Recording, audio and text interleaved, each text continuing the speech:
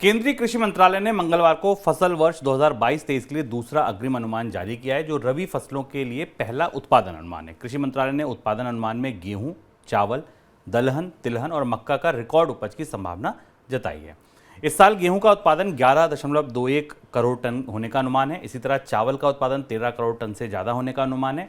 मक्के का उत्पादन 3.5 करोड़ 3.46 करोड़ टन होने का अनुमान है। दलहन उत्पादन में भी बढ़ोतरी का अनुमान है। 2.78 करोड़ टन दलहन उत्पादन का अनुमान लगाया गया है। सरसों उत्पादन का भी 1.28 करोड़ टन अनुमान है कि उत्पादन होगा। सर, रिकॉर्ड उत्पादन के बाद क्या खाद्य महंगाई पर कुछ अंकुश पड़ेगा, लगेगा? दो तरह से इसे देखा जा सकता है। खाद्य महंगाई की जो ताजे आंकड़ा है, भारत में खाद्य महंगाई वापस 4.9% से बढ़ के अब 5.94%, 6% के आसपास आ गई। खासतौर से वीट की इन्फ्लेशन हमने जनवरी में 25% देखी, जो कि रिकॉर्ड इन्फ्लेशन थी।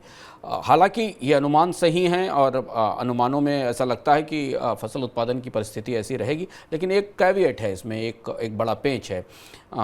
अभी जिस गेहूं की कटाई शुरू होनी है, उसके ऊपर अचानक गर्मी बढ़ने का साया मंडरा रहा है और आने वाले कुछ हफ्तों में अगर मौसम गर्म होता चला गया तो जो बाद का गेहूं है उसकी उपज और पैदावार घट सकती है, और उस गिरावट को अभी इस अनुमान में शामिल नहीं किया गया। लेकिन अगर मौसम साथ देता रहा और जितनी फसल का अनुमान है वो सामने आई, तो इस साल अनाज की महंगाई को थोड़ा सीमित करने में मदद मिलेगी। पर सारी चीज़ें इस पर निर्भर हैं कि मौसम कैसा रहता है और सरकार अपने भंडार में कितनी खरीद कर पाती है। एक और आंकड़ा जिस पर दिलचस्पी से हमारी निगाह रहेगी कि फसल की आवक शुरू होने के बाद क्या मंडियों में गेहूं की कीमत एमएसपी के बराबर, सरकार के समर्थन मूल्य के बराबर होती है या उससे ऊपर भी बनी रहती है, क्योंकि अगर उससे ऊपर बनी रहती है तो सरकार के लिए भी गेहूं का भंडार भरने की चुनौती बनी रहेगी।